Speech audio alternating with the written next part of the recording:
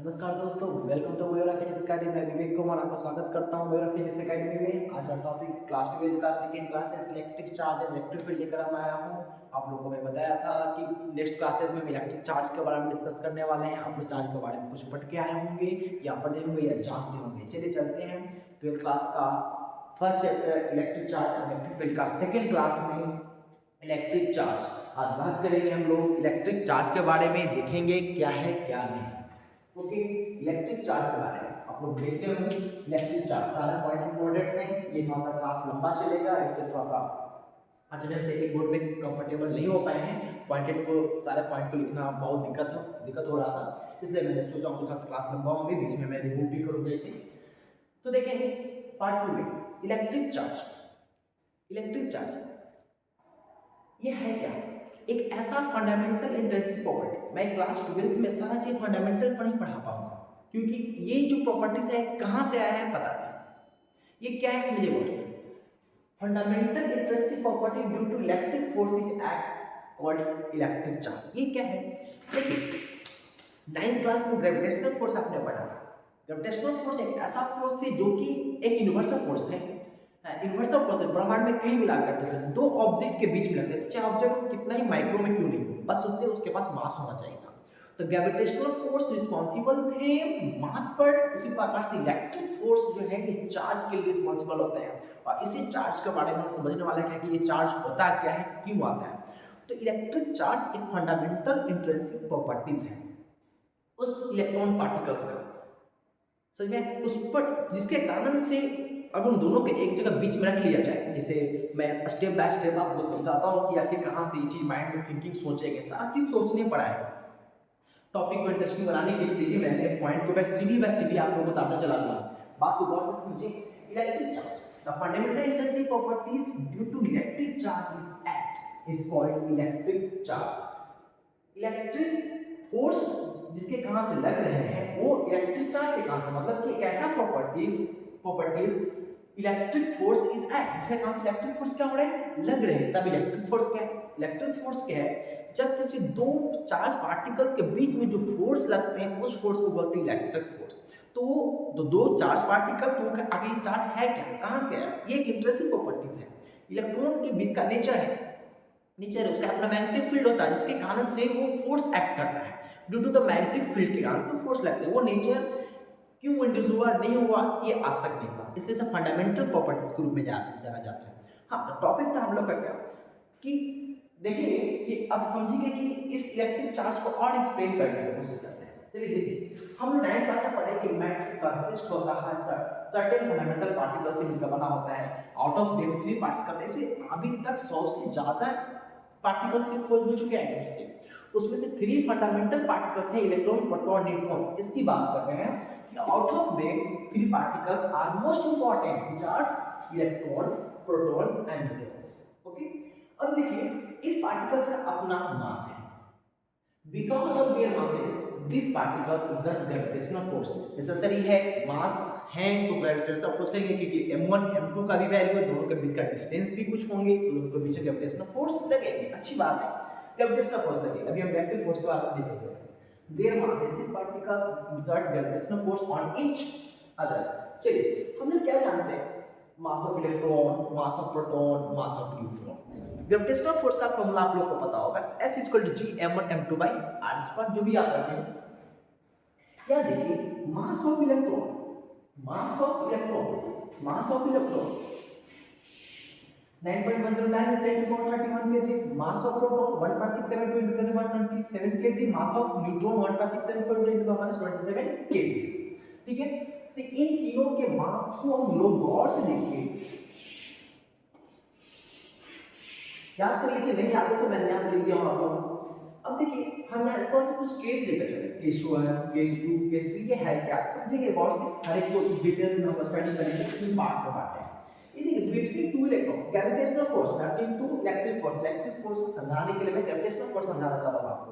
देखिए gravitational force हमेशा attractive force होता है, और किसी भी बॉडी के बीच में, सॉरी किसी भी कोई दो बॉडी है, उसका मास है अपना, तो दोनों के बीच में एक अट्रैक्शन फोर्स लगेगा, जिसे ग्रेविटेशनल फोर्स कहते हैं, चाहे वो कहीं भी हो। इसलिए यूनिवर्सल लॉ के नाम से जाना जाता है। और यहाँ देखिए कि मैं कहना क्या चाहता हूँ, बिटवीन टू इलेक्ट्रॉन, दो इलेक्ट्रॉन पार्टिकल्स है, मान लीजिए कि एक ये पॉइंट और ये पॉइंट, ये इलेक्ट्रॉन ये भी इलेक्ट्रॉन, दोनों 1 सेंटीमीटर के डिस्टेंस पर स्थित हैं। तो ये भी मास ऑफ इलेक्ट्रॉन हुए, कुछ तो होंगे, ये भी इलेक्ट्रॉन ये भी इलेक्ट्रॉन, तो दोनों सेम इलेक्ट्रॉन 1 सेंटीमीटर पर, तो दोनों के बीच में ग्रेविटेशनल फोर्स होंगे, इस ग्रेविटेशनल फोर्स को हम क्या होंगे, अट्रैक्टिव होंगे, तो attractive gravitational force,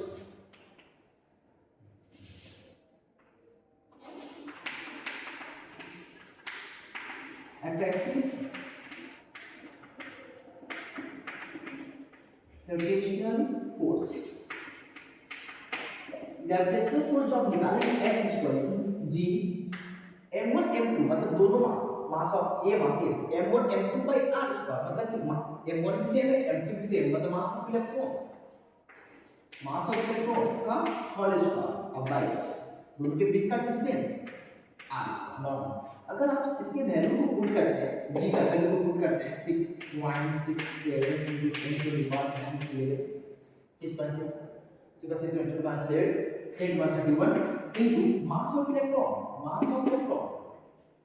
9.109 into 10 to the power minus 31, और इसका क्या कर दीजिए square r square centimetre, 1 centimetre equal to कितना कितना 10 to the power minus 2 10 to the power minus 2, इसका बेस इस वैल्यू को जैसे शायद दिखाई नहीं दे रहे हो आप लोग को, इस वैल्यू को आप लोग मल्टीपल करेंगे 6.67 into 10 to the minus 11 into 9.109 into 10 to the power minus 31 by 10 to the minus 2 को स्क्वायर से मल्टीपल करेंगे, इन दोनों के बीच में एक अट्रैक्टिव फोर्स लगेगा। जो भी वैल्यू आएंगे मैं आपको वैल्यू बता देता हूँ, ये वैल्यू इक्वल होते हैं आपको 5.53 10 to the power 67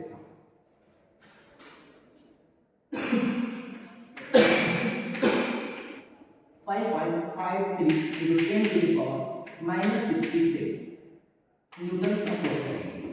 ये माइनस 67 ये फोर्स के इक्वल होता है। मेरे पास एक जो डाटा एक्यूमुलेट है, सारे नोट्स आप लोग को भेज दिए जाएंगे, ठीक है।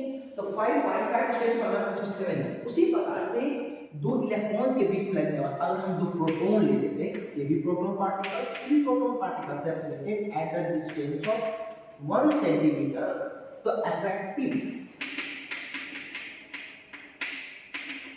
ग्रेविटेशनल फोर्स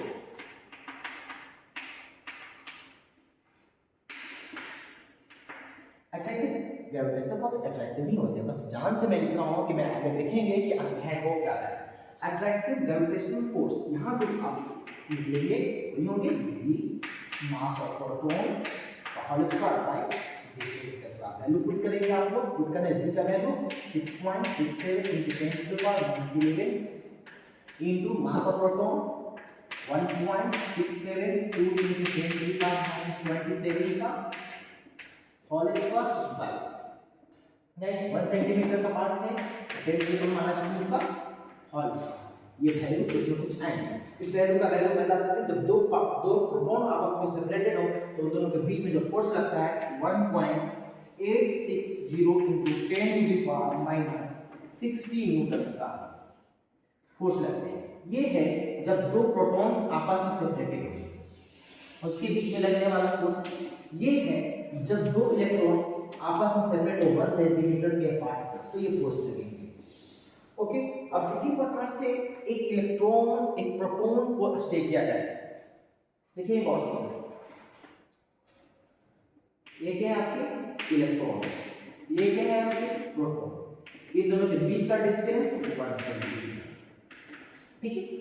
अब देखिए इन दोनों के बीच में अट्रैक्टिव लगेगा,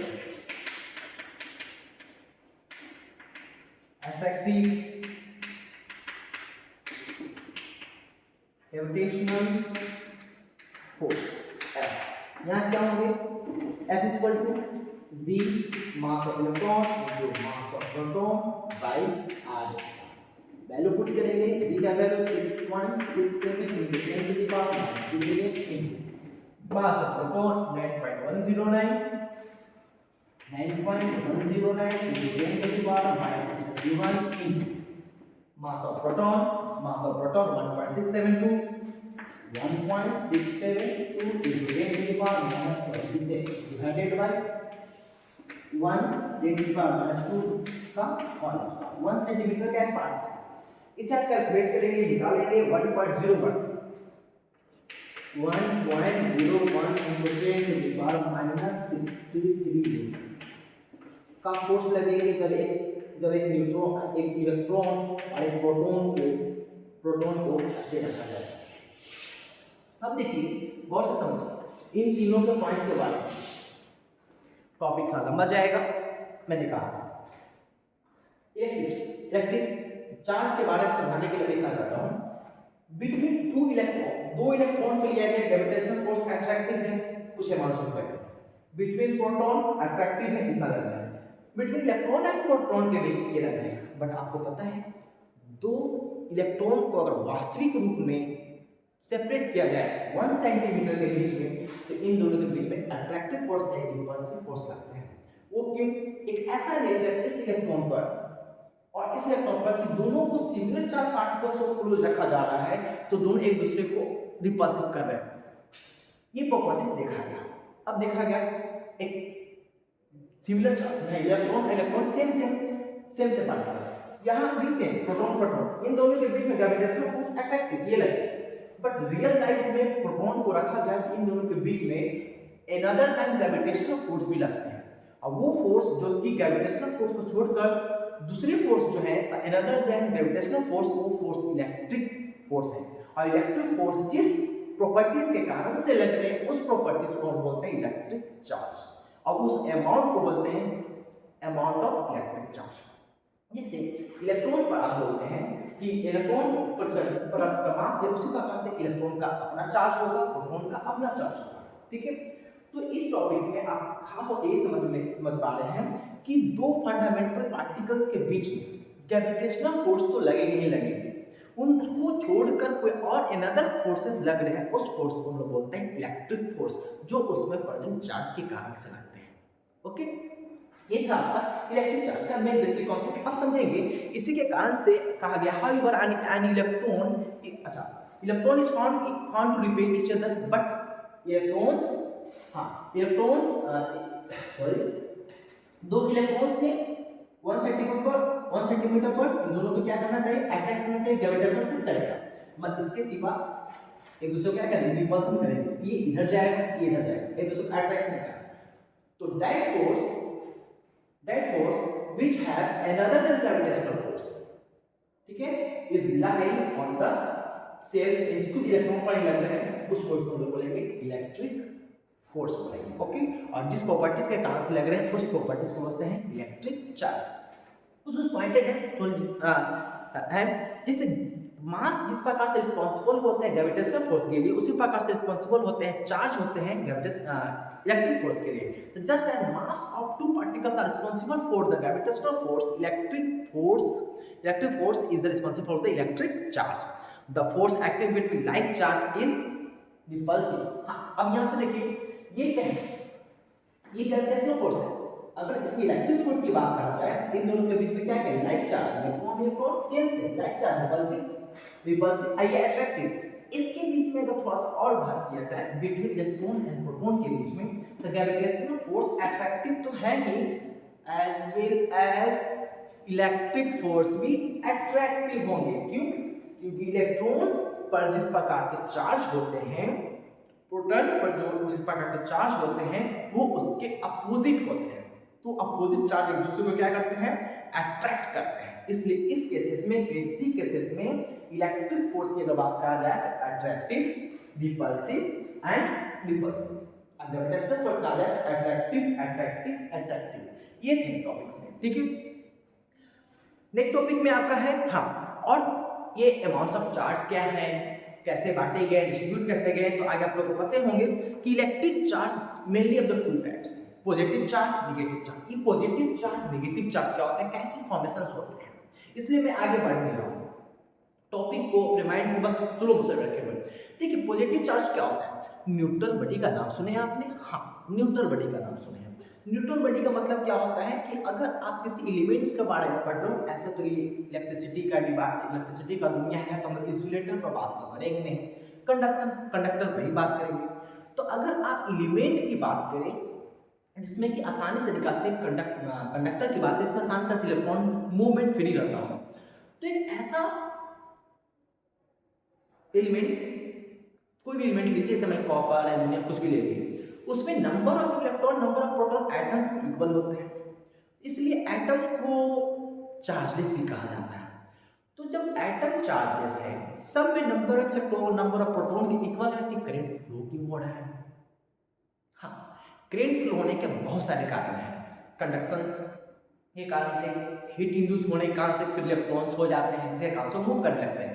अगर फ्री इलेक्ट्रॉन्स ना हो किसी भी एटम्स में, तो इंसुलेटर की तरफ बिहेव करेगा, वो उसमें करंट फ्लो हो ही नहीं सकते हैं। इसलिए चार्ज का कॉन्सेप्ट को समझाने के लिए मैं एक टॉपिक को जिक्र कर रहा हूँ। जैसे कि आपने एटम्स पढ़ा कि एटम्स में number of electron equal to number of proton के बराबर होते हैं, इसलिए एटम्स चार्जलेस होते हैं। तो एटम चार्जलेस है, सही बात है, बट वो चार्ज कैसे हो जाते हैं, तो इसके बारे में हम जिक्र करेंगे इस टॉपिक को।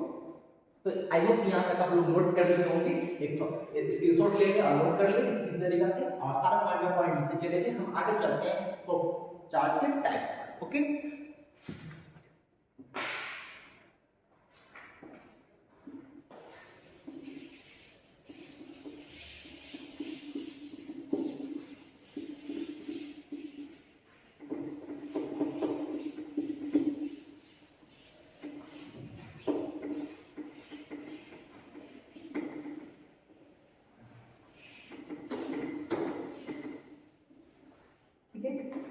चार्ज के टाइप पर चलते हैं। देखिए, इलेक्ट्रिक चार्ज का टाइप ऑफ इलेक्ट्रिक चार्ज,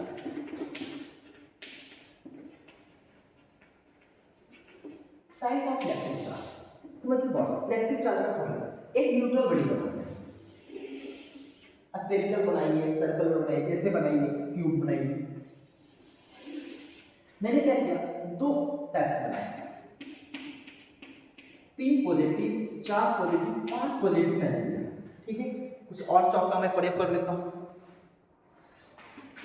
1 2 3 4 और 5। इसमें मैंने प्रोटॉन का संख्या 4 रखा, मतलब पॉजिटिव चार्ज का। ठीक है, पॉजिटिव चार्ज 4 है आपका, ये पॉजिटिव नेगेटिव बताता है क्या है इसमें। इस तरीके से बताना तो आप लोगों को थोड़ा सा सही है। ये मान के चले कि पॉजिटिव जो है आपका, ये प्रोटॉन को इंडिकेट कर रहे हैं, नेगेटिव जो है आपके इलेक्ट्रॉन को इंडिकेट कर रहे हैं। ओके, अब सही, प्रोटॉन 4 हो गए, इलेक्ट्रॉन हो गए 4। ठीक है, तो number of electron equal to number of proton है, इसलिए बड़ी क्या हो जाएगी आपकी, चार्जलेस। चार्जलेस। अगर एक बड़ी इसका फॉर्मेशन यहाँ आता है, मान लीजिए 1 2 3 4 5 6 7 8 9 10। ठीक, और 10 दे देते हैं हम। ठीक है, 1 2 3 4 5 6 7 8 9 10। इसमें प्रोटॉन का संख्या भी 10, न्यूट्रॉन का संख्या भी 10। ये भी बड़ी क्या हो गया आपका, चार्जलेस। चार्जलेस। तो चार्ज का फॉर्मेशन कैसे होंगे, अब दिमाग लगाया गया कि अगर किसी बॉडी में, जैसे ये आपका है एटम से चार्जलेस है, ठीक है, चार्जलेस, इस चार्जलेस बॉडी में से अगर आप इलेक्ट्रॉन को रिमूव कर देते हैं, अगर आप इस इलेक्ट्रॉन को अगर रिमूव करते हैं, जैसे मान लीजिए कि ये आपके ये चेंज हो गया। ठीक है, यहां बना देते हैं हम लोग, ये दोनों सिमिलर हो जाएंगे, है ना, ऐसे करते हैं। Neutral body, okay, neutral body में नंबर ऑफ प्रोटॉन 4, इलेक्ट्रॉन 4। मैंने क्या किया, इलेक्ट्रॉन को रिमूव कर दिया। इलेक्ट्रॉन को मैंने क्या किया, रिमूव कर दिया। इलेक्ट्रॉन्स को रिमूव करने का मतलब इस बड़ी पार्ट में से इलेक्ट्रॉन्स को आप उड़ा दिए, नेगेटिव पॉइंट मान लीजिए 2 रिमूव कर दिया। इलेक्ट्रॉन को आपने क्या किया, रिमूव कर दिया, रिमूवल ऑफ इलेक्ट्रॉन। ठीक है, इलेक्ट्रॉन को रिमूव करने के बाद से इस बॉडी में अभी कुछ मिनट के लिए इस फिगर को मैं हटा देता हूं, थोड़ा सा समझने में सुविधा होगा। ठीक है, ये है, इसमें से मैंने क्या किया, 2 इलेक्ट्रॉन्स को हटा दिया, रिमूव कर दिया, माइनस कर दिया। हो गया क्या, ये पार्ट्स में इलेक्ट्रॉन हटाए, इलेक्ट्रॉन का संख्या जो है आपका 4 से 2, प्रोटॉन का संख्या पहले 4 से 4 ही रहेगा। तो इस प्रोटॉन तो हम लोग को 4 बनाना है, प्रोटॉन तो 4 बनाना है, 1 2 3 4। प्रोटॉन मैंने 4 ले लिया और इलेक्ट्रॉन कितने बनाने, 2, 4 थे 2 ही, 1 और 0। तो इस कंडीशन में प्रोटॉन और इलेक्ट्रॉन, तो इसमें इस न्यूट्रल बॉडी में पॉजिटिव का संख्या ज्यादा, नेगेटिव का संख्या कम, इसलिए इस बॉडी को बोलेंगे पॉजिटिव चार्ज।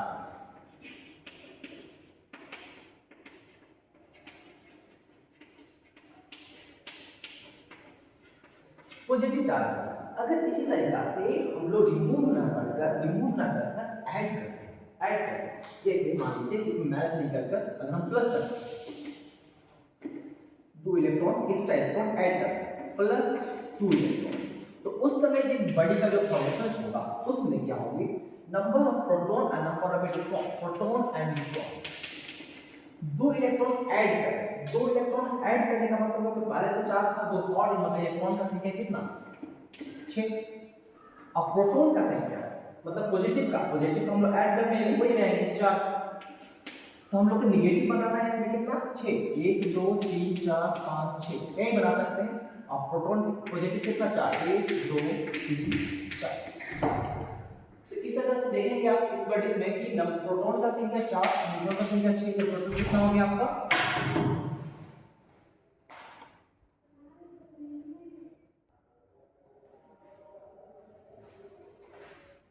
कुछ बच्चे आ गए थे बात करने लगे थे, चलिए देखते हैं। तो हाँ मैंने क्या देखा कि जब 2 इलेक्ट्रॉन को ऐड किया गया तो इसमें नंबर ऑफ प्रोटॉन 4 ही है और इलेक्ट्रॉन्स कितने हो गया आपका, सॉरी मैं कुछ अजीब लिख रहा हूँ यहाँ पर, यहाँ इलेक्ट्रॉन लिखना था मुझे, प्रोटॉन 4 इलेक्ट्रॉन 6 हो गया, ठीक है।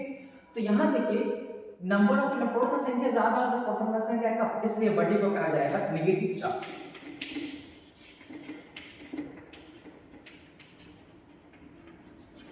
नेगेटिव चार्ज, ठीक है। इस प्रकार से एक न्यूट्रल बॉडी को पॉजिटिव एंड नेगेटिव में कन्वर्ट किया जा सकता है। चार्ज का फॉर्मेशन न्यूट्रल बॉडी के द्वारा ही हो पाते हैं। अब चलते हैं कि इस चार्ज को हम लोग डिटेक्ट करना चाहते हैं कि कैसे डिटेक्ट कर सकते हैं। देखिए तो चार्ज 2 तरह के हो गए, positive charge, negative charge. Neutral body से हम लोग चार्ज का फॉर्मेशन किए, नेगेटिव चार्ज, पॉजिटिव चार्ज, इसे आप लोग भी बनाते चलेंगे, नॉर्मल लिखेंगे। आगे चलकर लोग चार्ज बाय इंडक्शन पढ़ेंगे, चार्ज बाय कंडक्शन पढ़ेंगे, ये सब सारे मेथड यूज होंगे, ओके। देखिए कुछ पॉइंटेड हैं जो कि to detect a charge simple device use known as electroscope. अच्छा देखिए गौर से, सीधा मेरे माइंड में नहीं टॉपिक को, इसलिए मैंने अपने आप नोट से आप लोगों को बताते चले जा रहा हूँ। और फर्स्ट यूट्यूब पर मेरा चैनल है, फर्स्ट 12th क्लास का वीडियोस है, तो थोड़ा सा प्रॉब्लम हो रहे हैं, बशर्ते आपके सारे टॉपिक्स में क्लियर बाय क्लियर करता चला जाऊँगा। इससे पैसेंस से रखें, अपने प्रॉब्लम्स को हमारे तक पहुँचाएं, जिस तरह से आपको प्रॉब्लम को हम समझ सकते हैं और उसको दूर किया जाए, ठीक है। तो देखिए अगर चार्ज को आप लोग को डिटेक्ट करना है तो एक ऐसे डिवाइस है जिसका आप आसानी तरीका से यूज कर सकते हैं, इलेक्ट्रोस्कोप का, ठीक है। इलेक्ट्रोस्कोप से चार्ज को हम लोग बोल सकते हैं कि लीकेज चार्ज को मेजर करने के लिए हम लोग प्रयोग करते हैं, वायरिंग्स में कहीं से लीक कर रहे हैं, आसान तरीके से यूज कर लेते हैं। और इसका ऐसा ठीक है, तो इलेक्ट्रोस्कोप का प्रयोग करेंगे। और इस चार्ज का ये जो बोल रहे नेगेटिव चार्ज का कूलम्स, आप लोग पढ़े होंगे कूलम्स, COLUMB कूलम्स।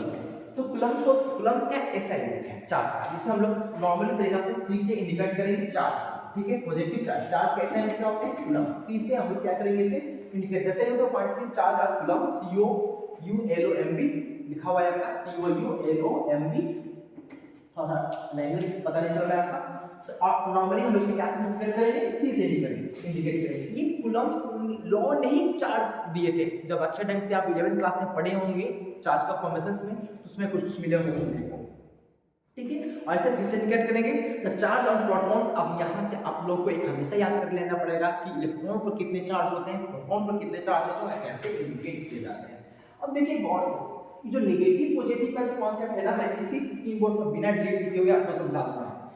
एक इलेक्ट्रॉन 2 पॉइंट्स, यहाँ इलेक्ट्रॉन, यहाँ प्रोटॉन। इलेक्ट्रॉन पर चार्ज 1.672 सॉरी 1.6 × 10⁻19 कूलम। प्रोटॉन पर भी चार्ज होता है 1.6 × 10⁻19 कूलम।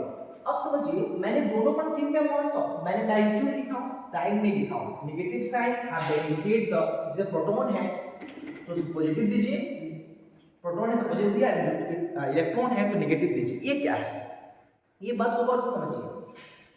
जब कोई न्यूट्रल बॉडी नेगेटिव चार्ज और पॉजिटिव चार्ज में कन्वर्ट होता है, जैसे ये न्यूट्रल बॉडी, ये न्यूट्रल बॉडी ये पॉजिटिव चार्ज नेगेटिव चार्ज में कन्वर्ट हुआ, ये पॉजिटिव चार्ज में, तो इसका एक फॉर्मूला है नेगेटिव चार्ज का, एक नॉर्मल ग्रुप सर्कल टाइप का स्ट्रक्चर, अब बीच में नेगेटिव साइन, फिर से पॉजिटिव साइन, ठीक है।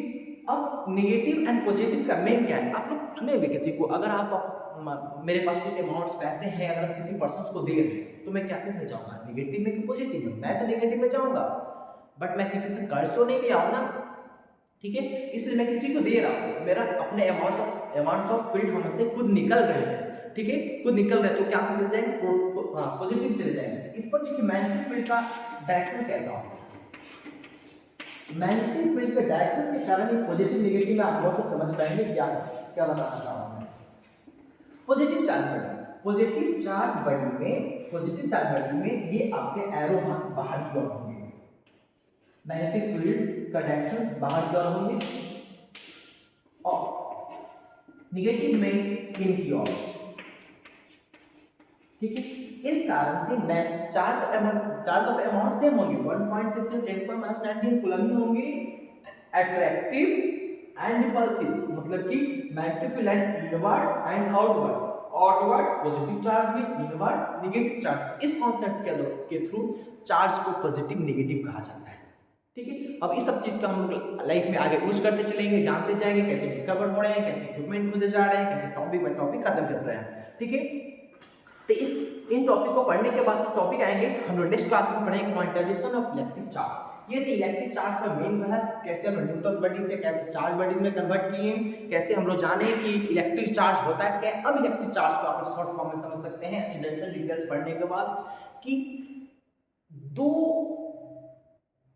एटम्स के अंदर में जो फंडामेंटल पार्टिकल्स होते हैं उसके बीच में ग्रेविटेशनल फोर्स को छोड़कर अनदर फोर्स भी लगते हैं, उस फोर्स को बोलते हैं इलेक्ट्रिक फोर्स। इलेक्ट्रिक फोर्स जिस फोर्स के कारण से लगते हैं उस फोर्स को हम लोग बोलते हैं, जिस प्रॉपर्टीज के कारण से लगते हैं उस प्रॉपर्टीज को हम लोग बोलते हैं इलेक्ट्रिक चार्ज, ठीक है। और इलेक्ट्रिक चार्ज कितने टाइप के होते हैं, दो टाइप का, positive charge, negative charge. Positive charge करने का मतलब कि magnetic field line outward, negative charge करने का मतलब मैग्नेटिक फील्ड लाइन इनवर्ड, ठीक है। और न्यूट्रल बॉडी से कैसे हम लोग पॉजिटिव चार्ज बॉडी बनाएंगे, कैसे नेगेटिव चार्ज बनाएंगे, ठीक है। आई होप कि वीडियो आपको इंफॉर्मेटिव लगा हो, चार्ज का बेसिक कॉन्सेप्ट क्लियर हुआ हो, पॉइंट बाय पॉइंट आप लोग लिखते चले, आगे चलते चलेंगे। मिलते हैं थर्ड क्लासेस में charge quantization of charge topics में, quantization of electric charge topic में। थर्ड टॉपिक है आपका, ये सेकंड टॉपिक था आपका क्वांटाइजेशन ऑफ इलेक्ट्रिक चार्ज। अभी क्वांटाइजेशन का मीनिंग क्या होता है, ये वर्ड क्या है, ये थर्ड क्लासेस में जानेंगे। ओके, धन्यवाद। मयूरा फिजिक्स एकेडमी, और इस वीडियो को ज़्यादा से ज़्यादा शेयर करें, और लाइक नहीं किए, सब्सक्राइब नहीं किए तो कर लें, जिससे कि सारी वीडियो आपको इन्फॉर्मेटिव आगे आने वाले क्लासेस में मिलते चले जाएंगे। और कॉन्फिडेंस को मेरे बढ़ाइए कि आप लोग के लिए मैं कुछ अच्छा करूँ और अच्छा करूँ। ओके, धन्यवाद, मिलते हैं नेक्स्ट क्लासेस में, धन्यवाद।